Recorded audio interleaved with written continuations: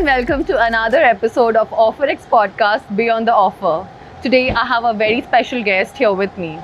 He started serving in the Indian Army in May 2001 and 24 years later, here we are in talks with him in organizational development as a VP in JPMorgan. Let's meet Mario David, a true people strategist. Please welcome him. Hi, my career journey has always been towards the 4 P's, I would name it as. One is people, one is purpose, passion, and then performance. I think I've been good with people. I always felt whatever you need to do, you should have a sense of purpose in what you're doing. And I'm very passionate about every aspect towards people, improving, developing people, seeing them change. And of course, finally, it's the performance.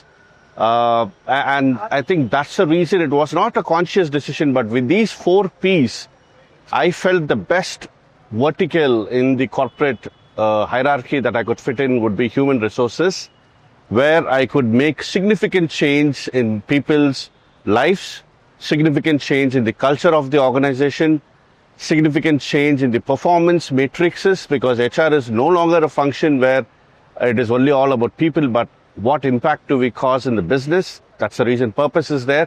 And extremely passionate when I see the learning curve moving from X to Y and the impact that we create in people's life, the impact that we create in people's career, where HR not only has learning or organizational development, but as a coach, as a servant leader, what do we do to make significant change in people's life? I think one strong takeaway in my career journey is what I've learned is people are not resistant to change, provided if the change has a clear-cut clarity and a purpose, any human are willing to change. So that's a short intro about me. So, 4 P's define you, a people person you are. What is the biggest takeaway in this 24 years of journey that you have? What is that one thing you always say, maybe in an orientation or addressing people, onboarding? What is your go-to statement? Yeah, perfect. It's a fantastic question. The go-to statement is the axis, which I talk about. We always talk about an x-axis and a y-axis. X-axis, if you see a chart, there is an axis like that, the x and the y. Yeah. X is the performance and Y is the potential. Performance is pretty clear. Your KPI, KRA, if you meet 100%, met all the expectation, 120 exceed expectation, and so on. Potential is how did you meet the expectation, right? But I always have the Y-axis that I speak about. Y-axis is the clear sense of purpose. What work you're doing, how is it contributing to the bigger picture of the organization? Once an employee understands the Y-axis, which is an invisible axis, I think the X and Y-axis has already been taken. So Z-axis is something which I always speak about. In an orientation or wherever I get an opportunity, I focus on the sense of purpose. Wow, that was mathematical, deep, and really strong. Okay, this was about people who are already with you, employees. Yeah. But when you are about to hire someone, let's say a candidate, what is the first thing you look in? What are the things that you're searching in a candidate? Sure. See, most of the attributes, for example, skills. Okay, we look at competencies, we look at skills. And the third thing we look at is the values. Skills is trainable. There are many forums, many certifications. We have academies that we could train them on skills. Most of them come with certain set of competencies. Again, we talk about people who are freshers, people who are interns, people who are experienced, and so on. But in a nutshell, the third aspect is the values. Right. What values that people bring into the organization? Because those values define the culture of the organization. Right. There's a very good old saying in HR which says, culture eats strategy for breakfast. Right? If the values are not aligned with the culture, then whatever strategy you come up with doesn't make sense. So I think values is very important. The values and ethics. And just a question if I want to add here, do you think with changing dynamics, changing times and changing generation, if I might say, the cultures and values and ethics are fading away a little bit? Yeah, I could see that. I would rather say, to be more specific, more than culture, values, and ethics, dedication. Okay. People are very clear now saying that what they want. Maybe it could be during my times, I need to work hard to buy my own house. But nowadays, the generation, they have their own house. Father has already 2 cars at home. So they don't need to strive hard to buy a house. They don't need to strive hard to buy a car. In the 10th or 12th grade itself, they already gifted a Royal Enfield bike, right? So the dedication would not be at par. Therefore, I think that's the major difference that I could see is people are not dedicated. They want to leave. If it's 6 p.m., they want to leave home. They said, why should I give extra hours? I think that could be the major difference in this younger generation that I could see. Okay. So, Mario, you would have heard of this word ghosting, where candidates are ghosting Yeah. a lot of companies these days, and it's happening quite a lot these days. What's your take on this? I think the tables have turned around. There was a time where the companies were ghosting candidates, but now it's a complete switchover where the candidates are ghosting company. I would say my strong take on this is humans. I'll have a very different perspective, but human beings are an emotional being compared to any other animals in the earth. They are an emotional being. I don't think so they are emotionally connected to an organization. How an organization can emotionally connect with a human rather than transactionally. Because transactions with the candidate, for example, if I give a 20 lakh CTC and somebody gives a 30 lakh CTC, it's a transaction. Yeah. Right. If you're dealing with a candidate transactionally, of course, we are going to continue and we're going to live with ghosting. How can we emotionally connect with the candidate is the biggest question mark that most of the organization, including a huge organization like S, keeps striving upon.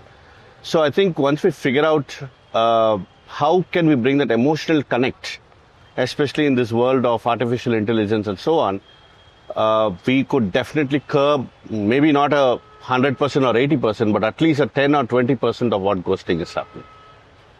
Talking of emotional attachment or values, I would go back in your career since where you started. Do you think when you were in Indian Army serving as a HR in that wing and you had passionate people, though they are not employees, they are warriors, and you had passionate people. So in corporate, we do not have that passion, that drive, the word which you used some time ago, the dedication. Yeah. And do you think that's why this happens? There's a hierarchy in the Indian Army. You have Jawans, Subedars, Havaldars, then you have JCOs. There's a hierarchy in an organization. So let's say a Jawan, take an example, who gets a salary of 35 to 36,000 a month, wakes up 5 a.m. in the morning, does his PT every single day, wears on his entire uniform, takes his INSAS 4 rifle, a backpack with cartridges, which is around 22 kilos of weight, in minus 22 degrees in CHN, every single day without fail, standing there, seamlessly protecting the country, and ready to take a bullet in his chest for somebody across the civilians who are living in the country, right? So, even if I pay you 50 lakhs or 5 crores, you'll not take a bullet for me. So what's the driving factor between them and all? It is pretty clear. It's the sense of pride that they instill in themselves. They are proud to wear on the uniform, which brings here the recruitment itself is so strong. We put the processes so strong. So each and every candidate that comes for the Indian Army recruitment have that sense of pride. No matter what, I have to get it. I have to clear the PPET test. I have to clear the BPET, Battle Proficiency Endurance test. I have to do all this. That severe test that they go through, and they become so proud when they get the offer letter from the army. Whereas if you look at the recruitment here in a talent acquisition team is the sales team of HR. They are heavily driven with targets. There are closures, there are deadlines. So they want to finish the work fast. So when they themselves don't have this sense of pride, how will they install it? So I think it starts from there. Sense of pride is extremely important, and it's pretty difficult to install it in the corporate environment. So, would it be right to say it's a broken recruitment process as well? Not 100%, of course. It's 50% a broken recruitment process. The drive that should be there to onboard a candidate, to connect with someone is missing, and also the dedication and the attachment or the confidence from the candidate is also missing. So they're meeting halfway there, but they're not completely fitting into a puzzle. Yeah, it's not the broken recruitment process, because the processes are there. HR has been evolved since hundreds of years, so processes are there. It is, again, linking to the emotional aspect, right? It is we have to give a special attention to this talent acquisition team in the organization, because they are the face. As soon as a manpower requisition is being raised in the process, the manpower requisition goes to HR business partner. They validate with the business, hey, you actually need this manpower or not. After all the validation is done, then the manpower requisition goes to the talent acquisition team. Now, most of the time, the manpower requisition happens when an existing candidate already left the organization. So there is a hurry. We need to close this position within 30 days, within 40 days, and so on.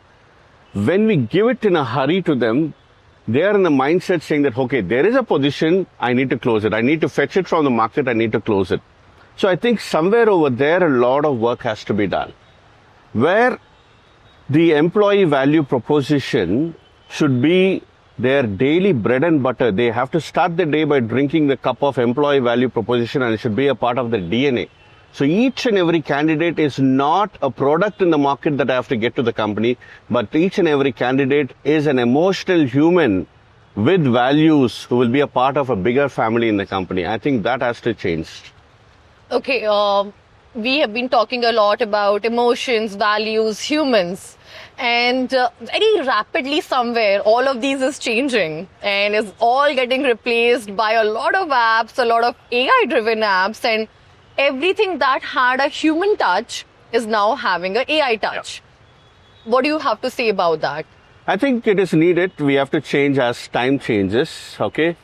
AI will speeden up things. AI will remove creativity and problem solving. AI will make things better, improvise, gives you a lot of time. But no matter what, certain things you definitely need a human connect, right?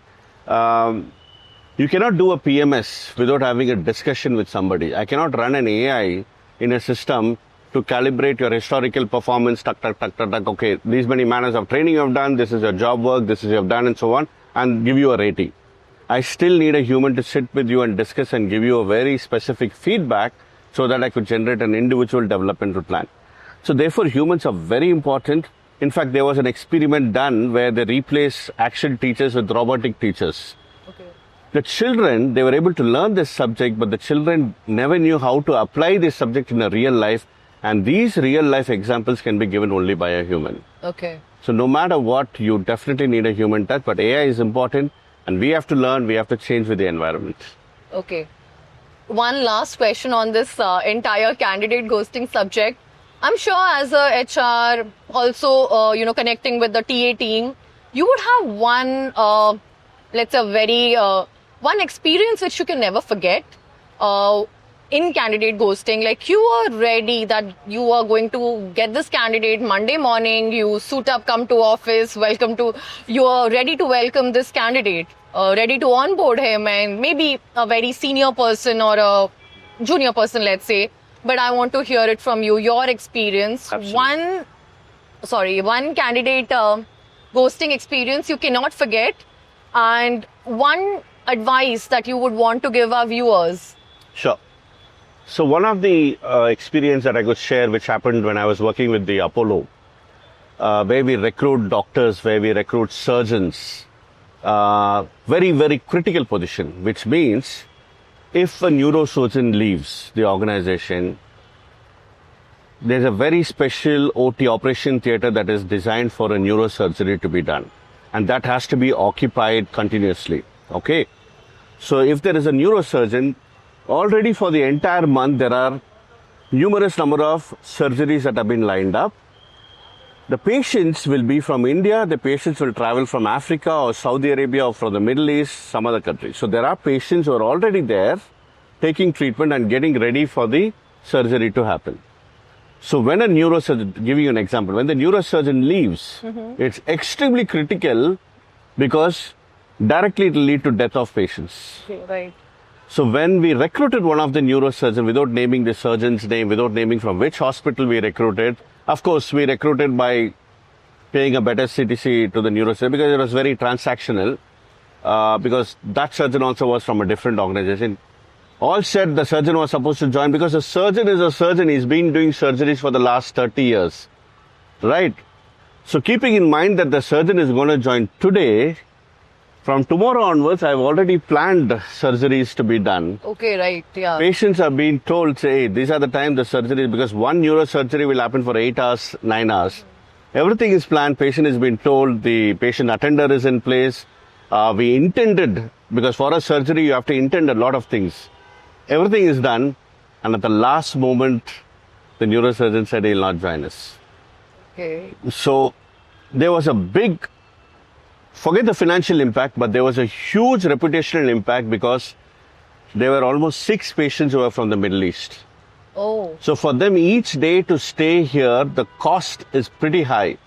They demanded that the hospital has to pay back.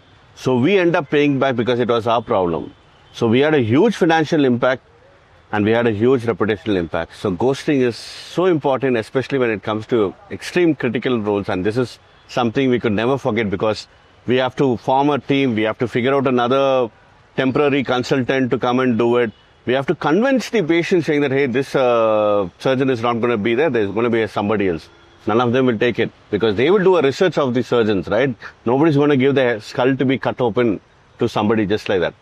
So I think this is something which I would never forget. It's a very traumatic experience. So we wanted all the team to sit, talk to the patients, explain them. The TA was checking out and the surgeon just switched off his mobile. So that's a big problem for us. Since we are discussing about ghosting and platforms like OfferX, they have a strict no for ghosting and they are actually advocating for it. They are aligning with HRMS systems and are making sure that the ghosting is restricted and there's none, in fact, in companies. What do you feel about such platforms? So that's a good question because I've read something about OfferX is one of the client, Valero, which says that 30% of the candidate ghost. And a system like this, which could track the multiple offers which employees are getting, and that's the reason they're not able to join, and the impact that creates in the company in various aspects, like I mentioned earlier. It's a good platform to start with. Something which is more digital as well, where you don't need to have a separate human interface, something which is more digital, something which could give you concrete evidences that the candidate actually has 3 offers in 3 different companies would add value to this. But the big question for me is still how would, if the candidate has 4 offers, and OfferX is definitely helping me out to say that Mario has 4 different offers from 4 different companies. So, very less amount of time I get, not too often where I actually connect with the HR who has really worked for the army, in hospitals, in tier 1 MNCs. So, your experience is as diverse as from Kashmir to Kanyakumari, from east to west, if we can say. So it's lovely when I talk to you, I get so much of knowledge from you, from your experiences. But to cut short this conversation, I would like to move it from a little serious zone to a fun game zone, Okay. if you're okay with it. Absolutely fine. Okay. So Mario, we are in a little fun segment now, and it is absolutely something that is not related to real world work, but we are going to play this anyway. So the game is called Policy Mystery. Okay. I'll give you absurd questions. Some of that might be real in some part of the world. Now you have to figure out, is it real or it is not real? Okay. Sure. The first one, bring your pet to interview day. I think that's real because if I recollect my memory, Amazon has done this in the Seattle office where to break the stress or the anxiety which candidates has during an interview, they allow people to bring their pets and come. So I think it's real. Not in India, but We should have it in India as well. I'm a pet sure. lover, so yeah. silent lunch Thursdays. I think this is unreal because it's believable but unreal to do something like this. You're correct. It is unreal.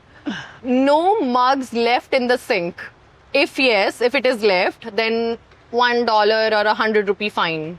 Yeah, I think this is absolutely real, especially cultures like Japan and all, where even the school children cleans their toilets at the school and so on.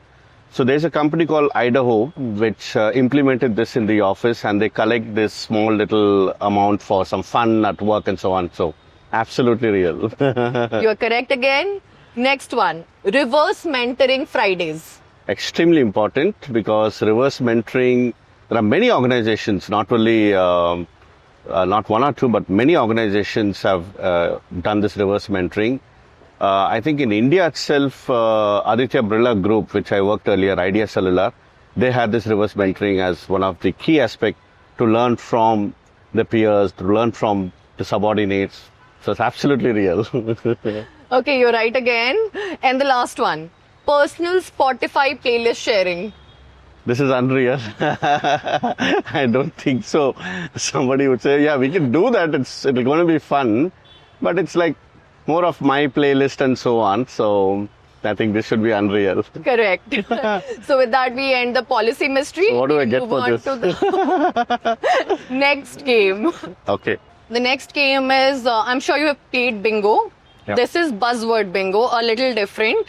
I'll tell you a few words. You have to tell me, do you use it every day or have you banned it from your HR vocabulary? Okay, so the first one is synergy.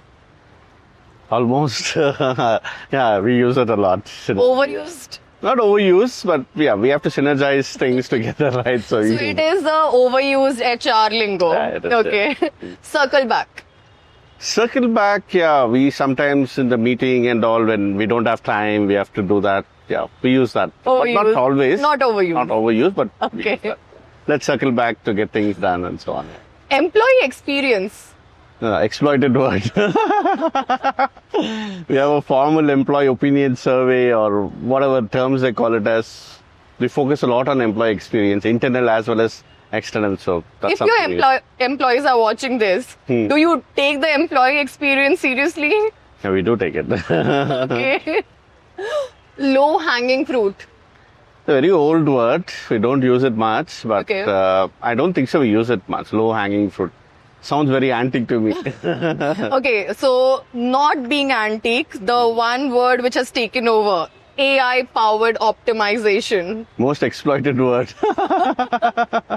So you use it every day these days. Yeah. Okay. So with that, we come to the fun game segment which has ended, and we'll move on to the next segment right now. Yeah. So Mario, we had a really interesting segment going on here. I had a lovely time with you, but we have come to the end, and we ended with a rapid fire. Okay. So have you ever played rapid fire? Yep. A corporate rapid fire before this? Yeah, a couple of Okay, times. then you are good at it. Okay, I'll ask you 5 questions. Instantly, whatever comes to your mind, you Sure. cannot take time. That's the only rule. Okay. Okay. So my first question, what's one hiring myth you wish people would stop believing? It's on the CTC because the myth here is if somebody is in 10 lakhs, you cannot offer them 20 lakhs. You can give only a maximum 10% hike, 20% hike. But I believe that if the candidate is the candidate has a required amount of competencies, skills, and talent, you should offer them. So that's one myth should be broken. I'll remember this. This one is good to remember. Your go-to red flag in a candidate's resume.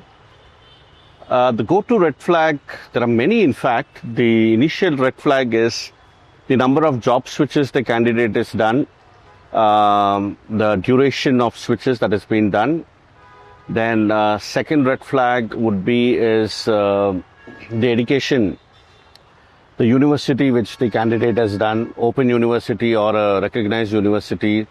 That is the second important aspect that we see. Third is we see a lot of irregularities when it comes to the job roles that they played. Sometimes they'll be absolutely mismatched in what roles they've been placed and so on. So I think these three would be the red flags. Okay, what's the quirkiest reason someone gave for rejecting a job offer?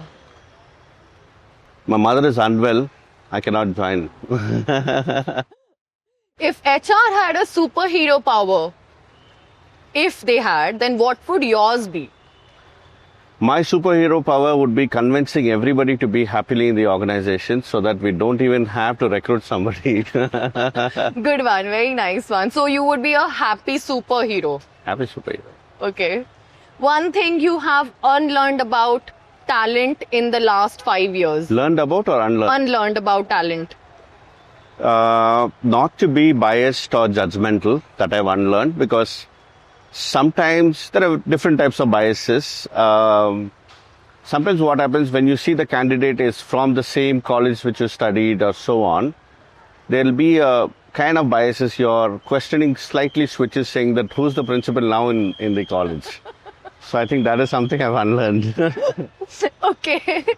Okay. With that, you performed really well with this rapid fire round. I do not currently have a hamper, but if I would have, you have won it totally. So Mario, we have officially wrapped the podcast now. It was so great having you on the show today. I would ask one last question and then wrap it. So I always have this question for everybody. I'm asking this to you as well. What is this one question you feel that people should ask you more often in the organization, but they don't? Okay. What is that one question people should ask me, right? Maybe they should just ask, how are you feeling? As simple as it. Just a general check people should A do. general mental health check, because nobody talks about that. It's like a hidden word. People say hi, hello, good morning, and they wish you, but genuinely somebody coming, sitting to, not really me, people should ask people by just saying, is everything all right today? How are you feeling? You know, I think that's a bond, that's a connect, is something we should cultivate as a culture. Right. So I think that's one question. That's a lovely takeaway, I think. Lovely way to wrap this up as well. Thank you for that. And thank you for being here today. It's a pleasure. Thank you.